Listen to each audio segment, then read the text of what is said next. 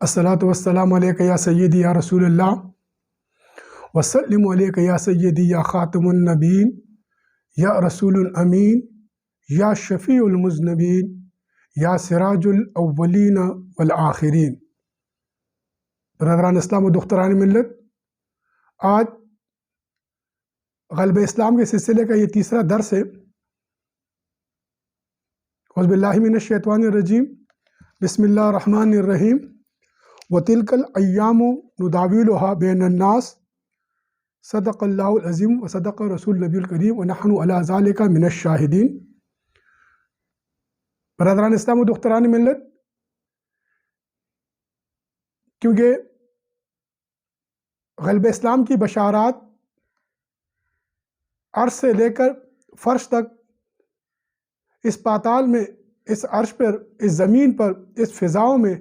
ان کائنات میں جو اللہ رب العالمین نے نشانیاں بتائی ہیں، جو احادیث میں آئی ہے، جو قرآن کی اس آیات پر، تلک الایام پر، ہم موجودہ دور میں ان فتنوں سے نکل کر،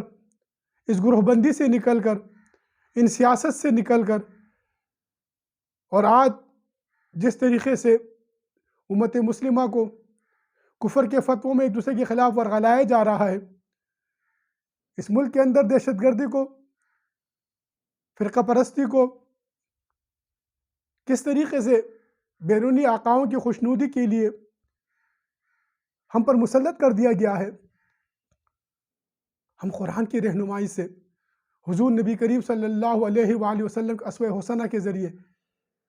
اس گرداب سے نکلنے کی فقیرانہ حل تلاش کریں گے۔ میں عرض کرتا رہتا ہوں، ہر زمان، ہر دور میں قرآن نافذ العمل ہے۔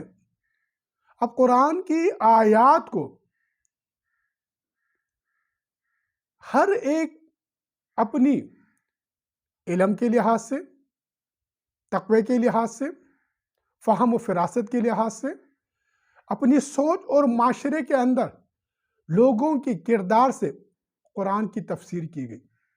بڑے مفسرین قرآن کے الحمدللہ، دنیا میں واحد کتاب ہے جس کی اتنی تفسیریں ہوئی ہیں، اور دنیا کی واحد کتاب ہے جس کے اتنے حفاظ موجود ہیں، اور دنیا کی واحد کتاب ہے جو اتنے زیادہ انداز سے پڑھی جاتی ہے۔ ہر زبان، ہر نسل، ہر قوم، ہر قبیلہ، ہر رنگ کے لوگ الحمدللہ اس کی تلاوت کرتے ہیں، نماز میں ہو یا تلاوت کلام پاک کی صورت میں۔ برادران اسلام و دختران ملت، ہم جس طریقے سے عقیدہ ختم نبوت صلی اللہ علیہ وسلم پر ہم نے مختلف درس چلائے، اور اس میں ہم نے ثابت کیا مذہب کی کتب سے دلائل کے ساتھ کہ ان کی کتب میں لکھا ہوا ہے کہ آخری نبی حضرت محمد مصطفیٰ صلی اللہ علیہ وسلم ہے۔ اب غلبہ اسلام بھی، اسلام کی نشاط ثانیہ بھی، جس طرح آپ دیکھ رہے ہیں برادران اسلام، اس کائنات کے اندر اس رب نے، جو تمام عالمین کا رب ہے، اس نے کس طریقے سے، چاہے وہ نباتات ہو، چاہے وہ جمادات ہو، چاہے چاند اور سورج ہو۔ اب سورج کی روشنی اللہ رب العالمین و رب اس زمین پر لانے سے پہلے اس کو کتنی جو تابکاری ہے، اس تابکاری کو روکنے کے لیے اللہ نے کس طرح ایک نظام، حفاظتی دائرہ بنایا ہے، تاکہ سورج کی جو روشنی ہے، اس روشنی سے انسانیت کو فائدہ پہنچے، زمین کو، نباتات، جمادات کو فائدہ پہنچے، اس کی تابکاری سے نقصان نہ پہنچے۔ اس تابکاری کو انسانیت سے، زمین سے روکنے کے لیے اوزون بنائی، اور ایسی اوزون کہ وہ بالکل فلٹر کر کے اس روشنی کو زمین پر بھیجتی ہے، جو روشنی انسان کے لیے، صحت کے لیے، جسم کے لیے، پودوں کے لیے، پھلوں بوٹوں کے لیے، حیات کے لیے مفید ہوتی ہے۔ اسی طرح رب العالمین نے درختوں پہ اگنے والے پودوں کو آپ دیکھیے، ان پھلوں کو آپ دیکھیے کہ اللہ رب العالمین نے کس طرح ایک قدرتی ایک حفاظت کا نظام بنایا ہے، اس کے اوپر کتنا مضبوط خول ہوتا ہے تاکہ جو اندر جو انسان کھائے گا اس تک وہ جراثیم نہ پہنچ سکے۔ اس کی حفاظت کرنے کے لیے اللہ نے، چاہے گندم کو آپ دیکھیے آپ کھاتے ہیں، اللہ نے اس کو زمین سے کتنا 2 فٹ کے قریب اونچا بنا کر، اور اس کے ہر دانے کے اوپر اللہ نے کس طریقے سے حفاظتی قول چڑھائی ہے۔ زمین کے اندر اگنے والے آپ ان سبزیوں کو دیکھیں، ان کے اندر اللہ نے کس طریقے سے اوپر خول بنایا ہے تاکہ جو انسان کھا رہا ہے اس تک وہ اس کی جراثیم نہ پہنچ سکے۔ تو جو رب انسانوں کو ان جراثیموں سے محفوظ کرنے کے لیے حفاظتی خول بنا رہا ہے، جو اوزون کی تہ رکھ رہا ہے تاکہ زمین تک اس کی وہ تابکاری سورج کی نہ پہنچے، جو رب میوہ جات کو انسان تک اس کی افادیت پہنچانے کے لیے اس پر ایک تہ بنا رہا ہے، ایک حفاظتی تہ ایسی ہے کہ اس کے اندر جو آپ چاہے مالٹا ہے، چاہے آم ہے، چاہے کینو ہے، چاہے جو بھی آپ انناس ہے، جو بھی آپ دیکھتے ہیں، اس کے اوپر اس قدر مضبوط تہ ہوتی ہے کہ اس تہ کو سوراخ کر کے اس تہ کے اندر سے جا کر کوئی بھی ایسی مضر جراثیم اس کو نقصان نہیں پہنچاتے۔ جو رب تمام عالمین کا رب ہے اور ہر عالم کی حفاظت کے لیے ہر چیز کی حفاظتی اقدامات کیے ہیں، اور تاکہ وہ انسانیت کو فائدہ پہنچے، اور آج دنیا اس سے مستفیض ہو رہی ہے۔ آپ دیکھ رہے ہیں کہ سورج کی روشنی کو روکنے کے لیے نہ جدید دور نے کچھ بنایا، نہ قدیم دور نے کچھ کیا، لیکن وہ سورج کی روشنی ان گیس اس سے اوزون سے فلٹر ہو کے کس طریقے سے انسان تک پہنچ رہی ہے، یا زمین کے اندر زیر زمین جو پانی ہے وہ کس طریقے سے فلٹر ہو کے تمام تر جراثیم سے پاک ہو کر ہم اس کو پی رہے ہیں۔ تو وہ رب جو اس کائنات کا مالک ہے، کیا وہ اپنے دین کو غلبہ اسلام کے لیے اس نے کوئی حفاظتی اقدامات نہیں کیے ہوں گے؟ کیا وہ اپنے دین کو غالب کرنے کے لیے، اللہ اکبر، قابل غور و سوچ بات برادران اسلام، ہم نے سمجھنا ہے اس چیز کو، رب کی حکمت کو سمجھنے کے لیے قرآن کو سمجھنا ہے، اور قرآن کو سمجھنے کے لیے اس کو عمل میں دیکھنا ہے۔ ہم نے اس آفاق میں، اس نفس میں، اس قرآن میں اس غالب اسلام کو تلاش کرنے کے لیے ہم نے اس کائنات کے ہر شجر و ہر حشر، ہر بوٹے کو دیکھنا ہے کہ کس طریقے سے وہ رب ان کی پرورش کر رہا ہے، ربوبیت کر رہا ہے۔ تو وہ رب اپنی دین کی ربوبیت، انا نحن نزلنا الذکر، جب اس ذکر کو اللہ نے نافذ کیا ہے، جب کل سے کائنات کو بنانے والا رب، اللہ اکبر برادران اسلام، خدا را ذرا سوچیے، خدا را اس گرداب سے نکلیے، اس فرقہ پرستی سے نکلیے۔ ارے یہ اعزاز تو صرف اسلام کو ملا ہے، یہ اعزاز تو صرف آپ کو ملا ہے، یہ اعزاز تو صرف نشاط ثانی اسلام کا، قرآن کے صدقے، میرے نبی پاک کے صدقے، وہ خاتم النبین کے صدقے آپ کو ملا ہے۔ تلک الایام، ان دنوں کو ذرا دیکھیے، بہار کے موسم میں جب وہ سوکھا شجر جس کو معمولی سی زور دے کر اس کی مضبوط سے مضبوط ڈالی کو توڑ دیا جاتا ہے، جب ابر رحمت برستی ہے رب کی طرف سے، وقت مقرر آتا ہے، اس وقت مقررہ پر جب ابر رحمت برستی ہے تو وہی سوکھا درخت چگرنے لگتا ہے۔ اب اسلام کے چگرنے کا دور ہے، اب اسلام کی زمین پہ پھلنے پھولنے کا دور ہے، اب اسلام کی زمین پہ غلبے کا دور ہے، اب اسلام کی زمین پہ نافذ ہونے کا دور ہے، اب قرآن کو عمل میں دیکھنے کا دور ہے، ناز ختم ہو گیا، اللہ کی حمد کا دور ہے۔ اس سے پہلے میں نے عرض کیا تھا کہ سورہ بقرہ آتی ہے، ذالک الکتاب لا ریب فیہ، اب اس کتاب میں کوئی ریب نہیں ہے، نہ کتاب المکنون میں کوئی ریب ہے، نہ کتاب المبین میں کوئی ریب ہے، نہ کائنات میں اللہ نے کوئی ریب پیدا کیا۔ کس طریقے سے تخلیق رب کائنات نہیں ہے، موسموں کو تبدیل کرنے والا، رات اور دن کو بدلنے والا، 24 گھنٹے جو رب نے مقرر کیے ایک لحظہ اسی میں آج تک دنیا کی کوئی طاقت کمی بیشی نہیں لا سکے. تو پھر رب کی اس نظام میں کون کس طرح کسی کا فتویٰ،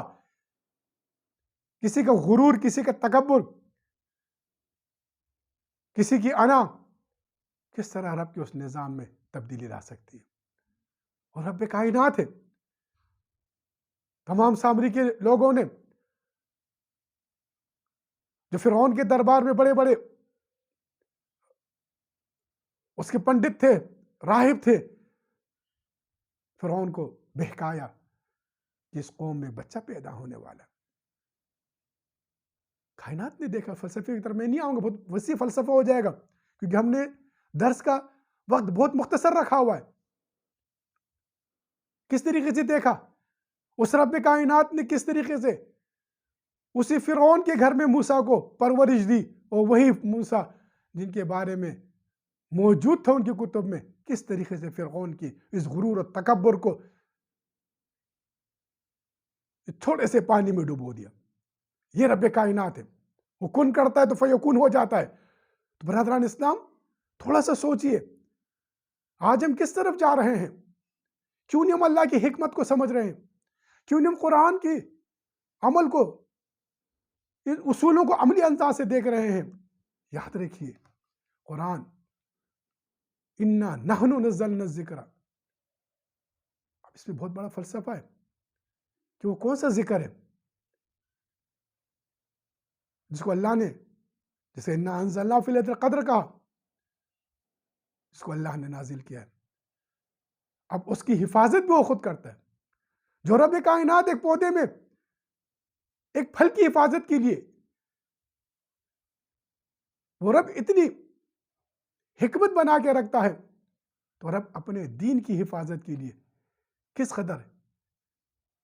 حفاظتی اقدامات نہیں کیے ہوں گے. تو رب کائنات ہے، وہ کسی کا محتاج نہیں. اللہ کو کوئی محتاج نہیں کر سکتا. اٹھا کے دیکھیے سورہ توبہ کہ اللہ کو کوئی محتاج نہیں کر سکتا.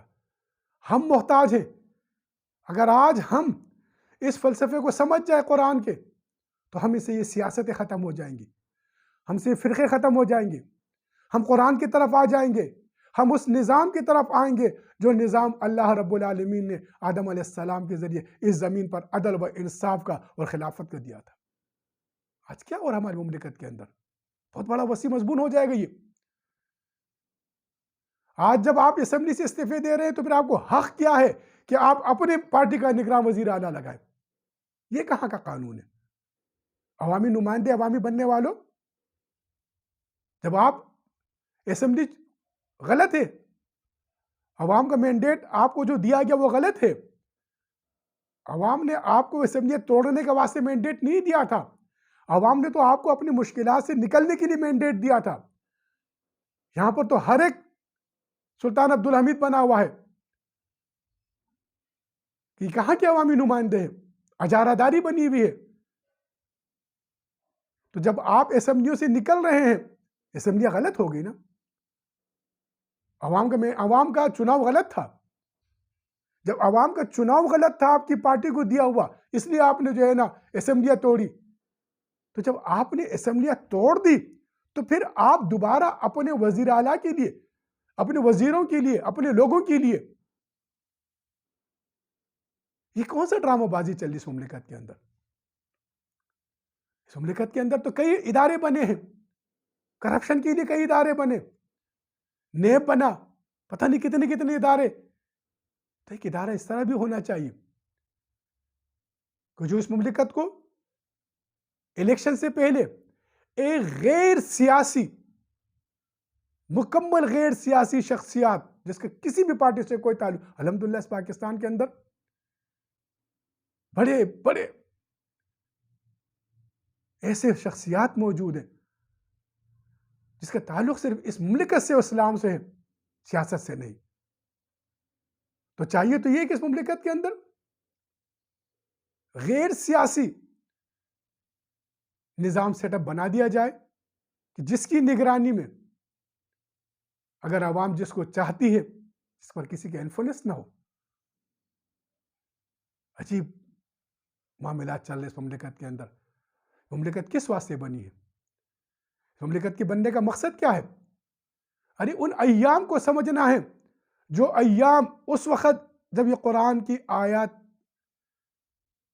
اس زمین پر نافذ ہو رہی تھی، نزول اس کا ہو رہا تھا۔ سورہ آل عمران کے اندر یہ آیت ہے، میں نے اس سے پہلے آل عمران کے بارے میں کہا ہے، اب اس تفصیل پہ میں نہیں جاؤں گا۔ ان ایام میں، ان دنوں میں دنیا کی حالات کیا تھی؟ میں نے اس سے پہلے عرض کیا، آپ نے گھڑی کو دیکھنا ہے، 12 کا جو گھنٹہ بج رہا ہے، آپ نے باہر فضاؤں کو دیکھ کر، ماحول کو دیکھ کر یہ دیکھنے کہ دن کے 12 بجے، رات کے 12 بجے، یہ حکمت آپ کی ہے، یہ سوچ آپ کی ہے، اللہ نے بصارت دی ہے، عقل و فہم دیا ہے، اللہ نے آپ کو شعور عطا کیا ہے، اللہ نے آپ کو قرآن کی عظمت عطا کی ہے، حکمت عطا کی ہے۔ اہل علم، اہل قلم، اہل دانش، میری سب سے درخواست ہے، خدا را دیکھیے کون سے دن تھے وہ، ان دنوں میں کیا تھا، اور اس کے بعد کس طریقے سے اس آیت کی عملی تفسیر چلتی ہوئی آئی، اور حضور نبی کریم صلی اللہ علیہ وسلم کی حدیث مبارک کی مناسبت سے جو 3 قرن کے بعد 1000 سال جو اندھیرے کا زمانہ تھا، جس کو فیجن عوجن نہجن عوجن کہا حدیث مبارک میں، اس کے بعد جو فرمایا 14ویں صدی میری صدی ہے، تو 1400 سال پہلے اور 1400 سال کے بعد تلک الایام کی تفسیر کو آپ نے ذرا سمجھنا ہوگا، آپ نے تھوڑا سوچنا ہوگا، آج ہمیں کیوں یہ باطل طاقتیں اس پاکستان کی فوج اور عوام کو آپس میں لڑا رہی ہیں، آج ہم پر یہ غیر فطری جنگ جو مسلط کر دی گئی ہے، جو دہشت گردی کے نام پر، یہ غیر فطری جنگ ہے، فطرت سے اس کا کوئی تعلق نہیں، مملکت کے نظام سے اس کا کوئی تعلق نہیں، مملکت کی دفاع سے اس کا کوئی تعلق نہیں، اس کا تعلق تو ان غیر ملکی آقاؤں سے ہے جو پاکستان کو اندر سے معاشی جس طریقے سے غیر مستحکم کیا گیا، اقتصادی جس طریقے سے غیر مستحکم کیا گیا، سیاسی جس طریقے سے غیر مستحکم کیا گیا، اسی طرح عسکری غیر مستحکم کرنے کا یہ سازش کافی عرصے سے رچائی جا رہی ہے۔ قابل سوچ و غور بات ہے برادران اسلام،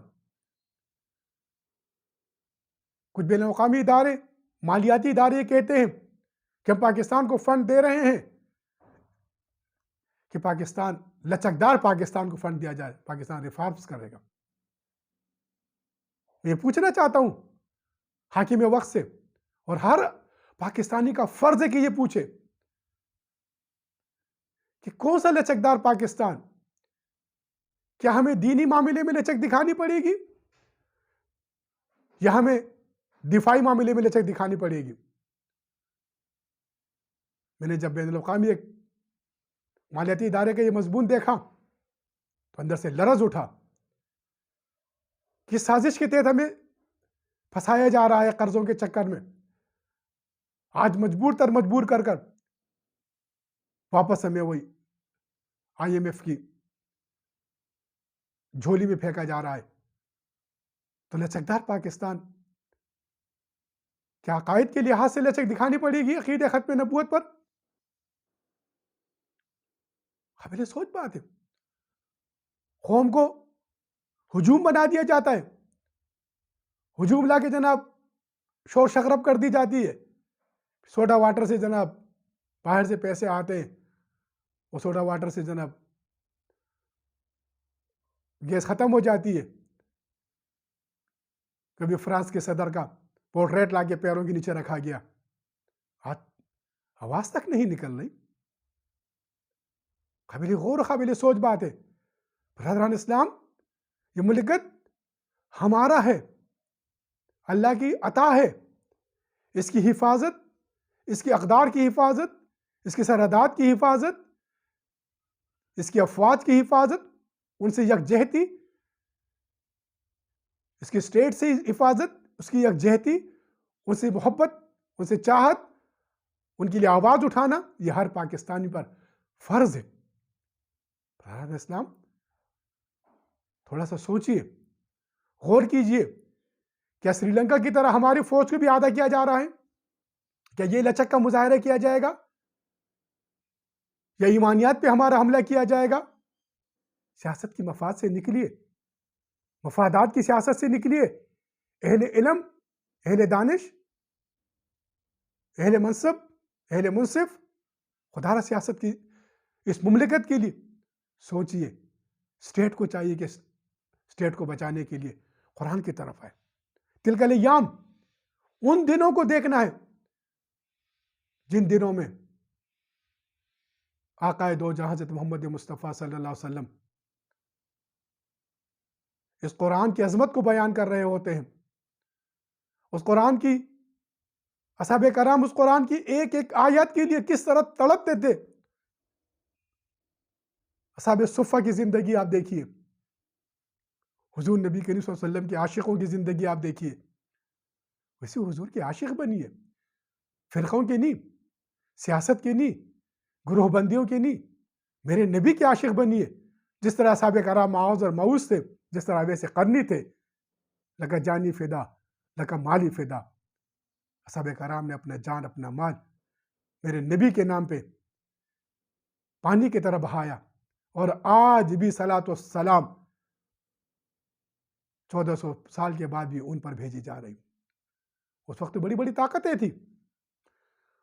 دنیا دو بلاکوں میں تقسیم تھی، ایک طرف ایران تھا جو کسرا تھا، آتش پرست تھا، خدا کا منکر تھا، برادر اسلام، دوسری طرف روم تھا جو عیسائی تھا، سرمایہ دار تھا، اور اسی طریقے سے ظہر الفساد فی البر والبحر بما کسبت ایدی الناس، خشکی اور تری میں فساد تھا۔ اب اس فساد کو کس طریقے سے امن میں بدلا گیا؟ جو مفسدین تھے، جنہوں نے فساد برپا کیا تھا، زمین کی بدامنی پیدا کی تھی، آقائے دو حضرت محمد مصطفیٰ صلی اللہ علیہ وسلم نے انہی طریقوں کو ہم اور آپ اگر ان کے امتی ہیں، ہم نے اپنانا ہوگا۔ ہم نے ان دجالی شیطانی طاقتوں کو سمجھنا ہوگا، ان کفر کے فتوے لگانے والوں کی چنگل سے نکلنا ہوگا، ان سیاسی اجارہ داریوں کی چنگل سے نکلنا ہوگا، ہم نے قرآن کی طرف آنا ہوگا۔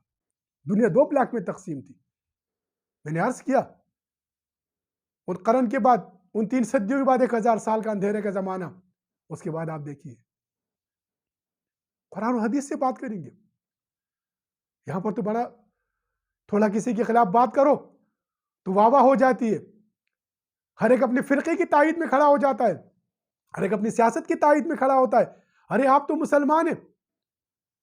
نماز میں جب اللہ کی طرف رجوع ہوتے ہیں تو اللہ کی تائید میں کھڑے ہوئیے،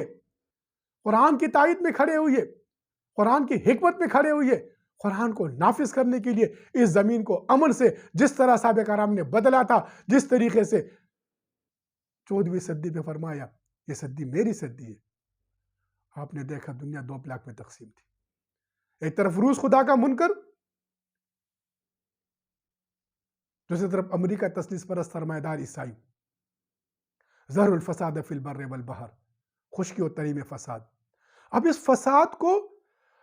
ان ایام کو کس طریقے سے بدلا گیا، ایک نمونہ موجود ہے اصحاب کرام کا، ایک نمونہ موجود ہے، کیونکہ محمد مصطفیٰ کے بعد کوئی نبی نہیں، اصحاب النجوم، میرے نبی کے صحابہ،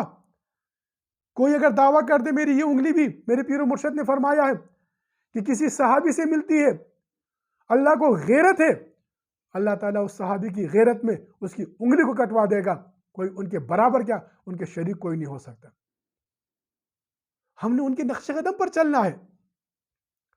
اب ہم نے دیکھنا ہے قرآن کے ذریعے، حدیث سے،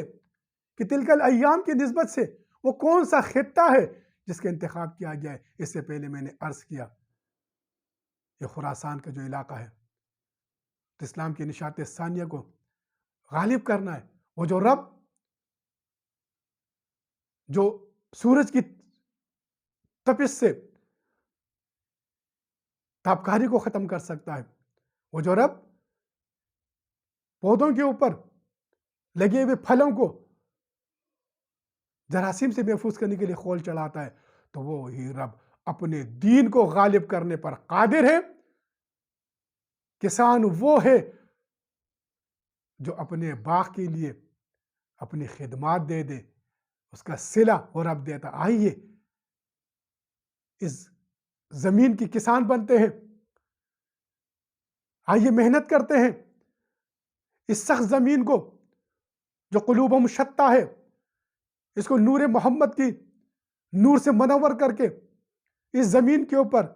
اسلام کی نشات ثانیہ کو، غلب اسلام کو، حضور نبی کریم صلی اللہ علیہ وسلم کے وعدہ تغزو الہند کو تکمیل تک پہنچانے کے لیے ان سیاسی، ان فرقوی،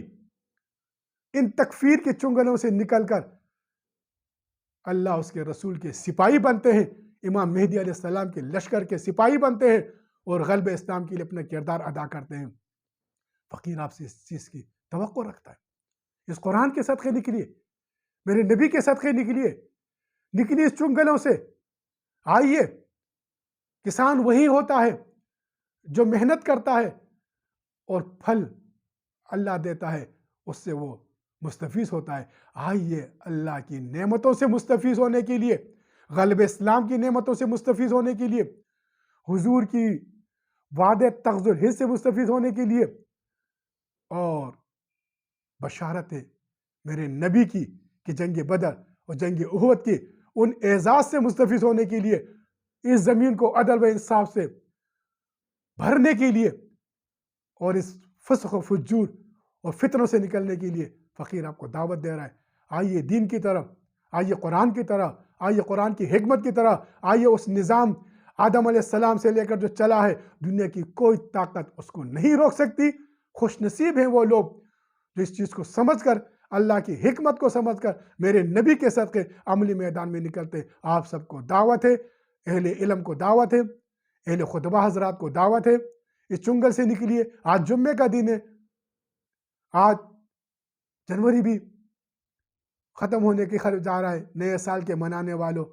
سال پرانا ہو گیا ہے، لیکن دین آج بھی وہی ہے جو دین میرے نبی نے لایا تھا، وہ کبھی پرانا نہیں ہو سکتا۔ الیوم اکملت لکم دینکم واتممت علیکم نعمتی، ہر سب نعمتیں پوری ہوگی جس کی ہم نماز میں کہتے ہیں انعمت علیہم، ہر نماز میں کہتے ہیں۔ تو اللہ تعالیٰ ہم پر نعمتیں نازل کرے گا۔ اس دور کی سب سے بڑی نعمت کیا ہے؟ غزوہ بدر، غزوہ احد کے شہداء میں شریک ہونا ہے،